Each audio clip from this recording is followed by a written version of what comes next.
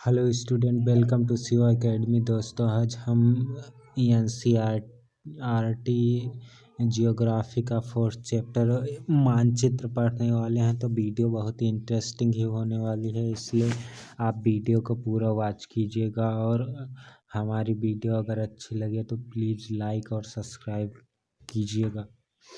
तो चलिए चलते हैं बिना किसी देरी के चैप्टर की तरफ। मानचित्र के बारे में मैं आपको बताता हूँ। आप पिछले अध्याय में ग्लोब के महत्व के बारे में पढ़ चुके हैं। ग्लोब के में अध्ययन की गई कुछ सीमाएं होती हैं। जब हम पूरी पृथ्वी का अध्ययन करना चाहते हैं तब ग्लोब हमारे लिए काफ़ी उपयोगी साबित होता है। लेकिन जब हम पृथ्वी के केवल एक जैसे भाग जैसे देश, राज्यों, जिलों, शहरों तथा गाँवों के बारे में अध्ययन करना चाहते हैं तब हमें इतना उपयोगी साबित नहीं होता। मतलब आप तो जानते ही हैं कि जब हम पूरी पृथ्वी का आकलन करने चले तो ग्लोब बहुत महत्वपूर्ण होता है। जबकि हम किसी गांव या शहर का नाम पता करने चले तो उतना उपयोगी नहीं होता है ग्लोब। ऐसी स्थिति में हम मानचित्र का उपयोग करते हैं। मानचित्र पृथ्वी की सतह पर या इसके एक भाग पर पैमाने के माध्यम से चपटी सतह खींचा गया चित्र है, लेकिन एक गोलाकार सतह को पूरी तरह से चपटा करना असंभव है। मानचित्र हमारी विभिन्न ज़रूरतों के लिए आवश्यक है। कुछ मानचित्र एक छोटे से क्षेत्र को एवं कुछ तथ्यों को दर्शाता है। दूसरे मानचित्र में यह एक बड़ी किताब की तरह तथ्य हो सकते हैं। जब बहुत से मानचित्रों को एक साथ रख दिया जाता है तब एक एटलस बन जाता है। एटलस विभिन्न प्रकार तथा अलग अलग पैमानों को खींची गई जानकारी प्राप्त होती है। मानचित्र विभिन्न प्रकार के होते हैं जिनमें से कुछ के नीचे वर्णित किया जाता है। भौतिक मानचित्र पृथ्वी की प्रकृति आकृतियों जैसे पर्वतों, पठारों, मैदानों, नदियों, महासागरों इत्यादि को दर्शाने वाले मानचित्रों को भौतिक या उच्चावच मानचित्र कहा जाता है। मतलब आप भौतिक मानचित्र को समझ गए होंगे। भौतिक मानचित्र जिसमें पठारों, पर्वतों, मैदानों, नदियों, महासागरों को दर्शाया जाता है उसे भौतिक मानचित्र कहते हैं। जबकि राजनीतिक मानचित्र में राज्यों, नगरों, शहरों तथा गांवों एवं विश्व के विभिन्न देशों व राज्यों तथा इनकी सीमाओं को दर्शाने वाले मानचित्र को राजनीतिक मानचित्र कहते हैं। मतलब जो राजनीतिक मानचित्र होते हैं उसमें राज्यों, नगरों, शहरों, गांवों और अन्य देशों के राज्यों को दर्शाया जाता है, जिसे राजनीतिक मानचित्र कहते हैं। चलिए आगे पढ़ते हैं। थीमैटिक मानचित्र के बारे में देख लेते। कुछ मानचित्र विशेष जानकारी प्रदान करते हैं, जैसे सड़क मानचित्र, वर्षा मानचित्र, वन तथा उद्योगों आदि के वितरण दर्शाने वाले मानचित्र इत्यादि। इस प्रकार के मानचित्र को थीमैटिक मानचित्र कहा जाता है। मतलब जो मानचित्र में हमें सड़क और वर्षा दिखलाते हैं, वन दिखलाते हैं कि कहाँ कहाँ वन है, कहाँ कहाँ उद्योग वाले स्थान है, तो इसे थीमैटिक मानचित्र कहते हैं। इन मानचित्रों में दी गई सूचना के आधार पर उनका उचित नामकरण किया जाता है। मानचित्र के 3 घटक होते हैं, दूरी, दिशा और प्रतीक। चलिए पहले देख लेते हैं दूरी।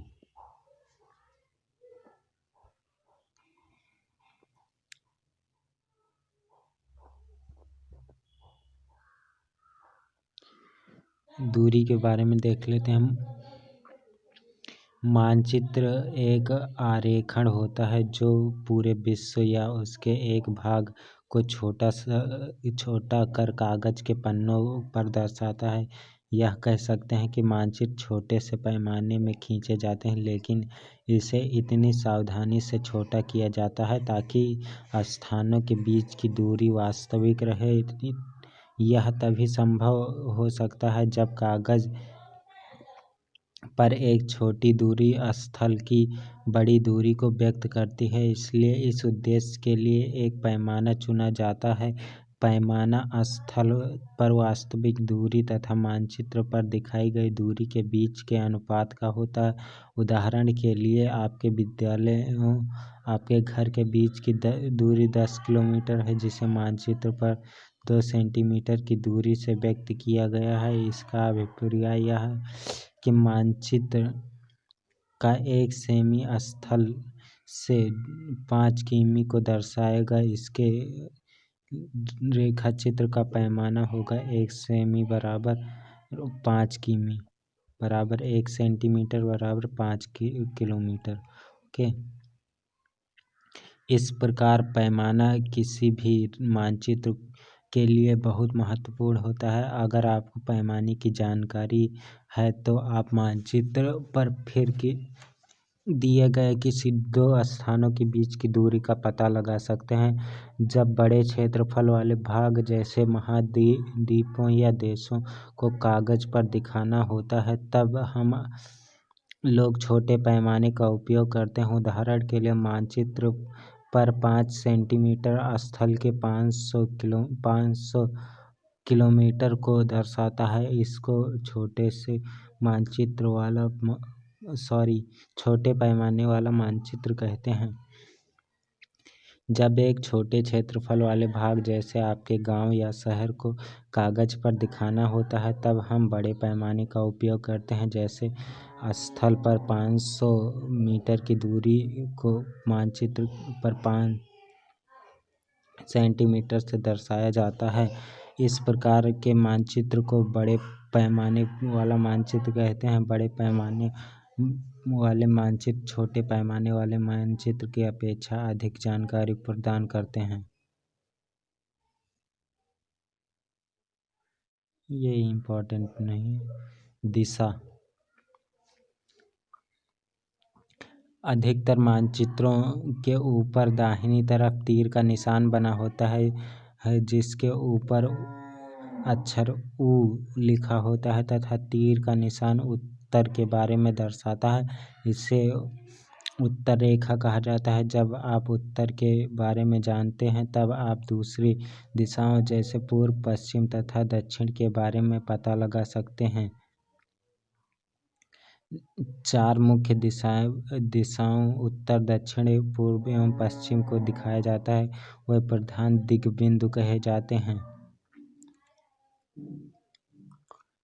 बीच में 4 दिशाएं होती है: उत्तर पूर्व, उत्तर दक्षिण पूर्व, दक्षिण पश्चिम, उत्तर पश्चिम।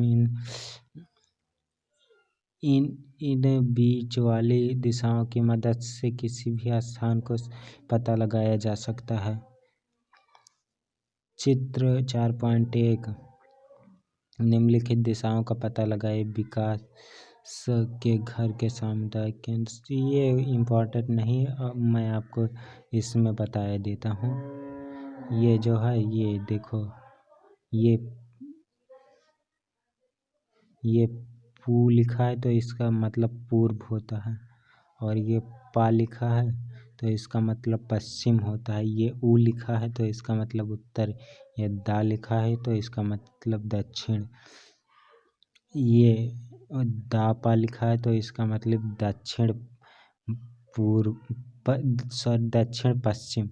और ये ऊ पा लिखा है तो इसका मतलब उत्तर पश्चिम। ये ऊ पू लिखा है तो इसका मतलब उत्तर पूर्व। और ये दा पू लिखा है तो इसका मतलब दक्षिण पूर्व। तो ऐसे लिखा रहता है।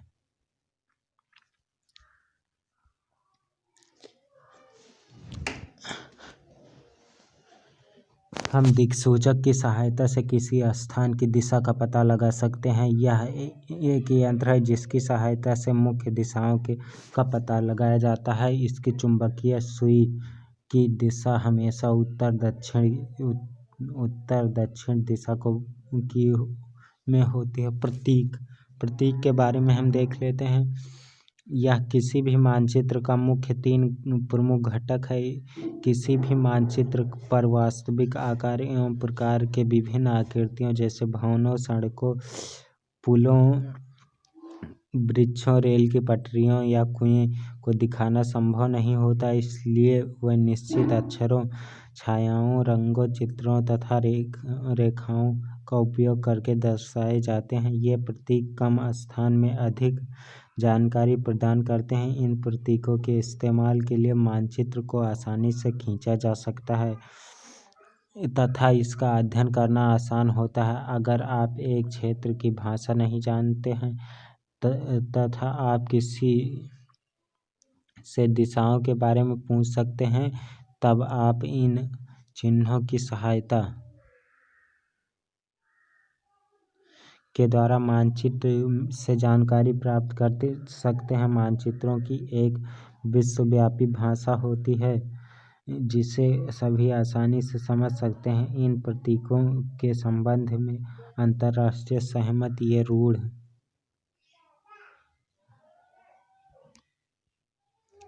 प्रतीक कहे जाते हैं। कुछ रूढ़ प्रतीक 4.3 में दर्शाए गए हैं।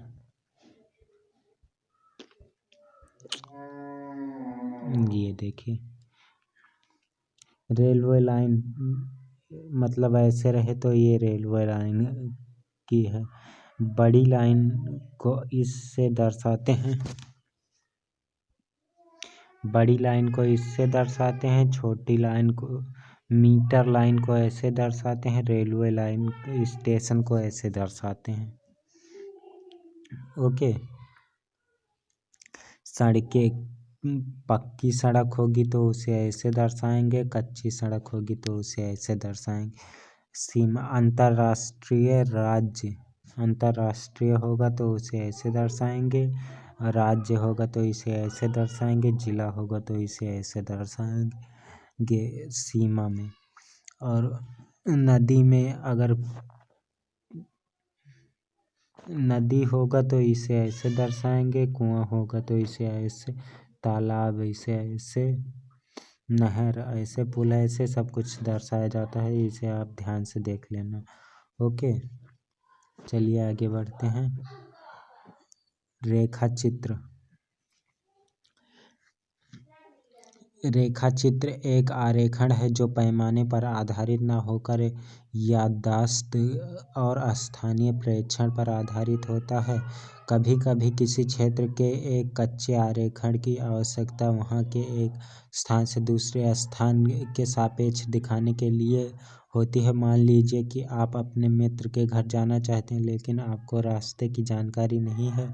आपका मित्र अपने घर के रास्ते को बताने के लिए एक कच्चा आरेखन बना सकता है। इस प्रकार कच्चे आरेखन को बिना पैमाने की सहायता से खींचा जाता है तथा इसे रेखाचित्र आरेखन कहते हैं। खाका। खाका एक छोटे क्षेत्र का बड़े पैमाने पर खींचा गया रेखाचित्र खाका कहलाता है। एक बड़े पैमाने वाले मानचित्र को हम बहुत सी जानकारियाँ प्राप्त होती हैं, लेकिन कुछ ऐसी चीज़ें होती हैं जिन्हें हम कभी जानना चाहते हैं, जैसे किसी कमरे की लंबाई एवं चौड़ाई, जिसे मानचित्र में नहीं दिखाया जा सकता। उस समय हम लोग बड़े पैमाने वाला एक रेखाचित्र खींच सकते हैं जिसे खाका कहते हैं। तो ये चैप्टर समाप्त हो चुका है। और अगर आपको वीडियो अच्छी लगे तो वीडियो को लाइक करना और हमारे चैनल को सब्सक्राइब करना। Thank you.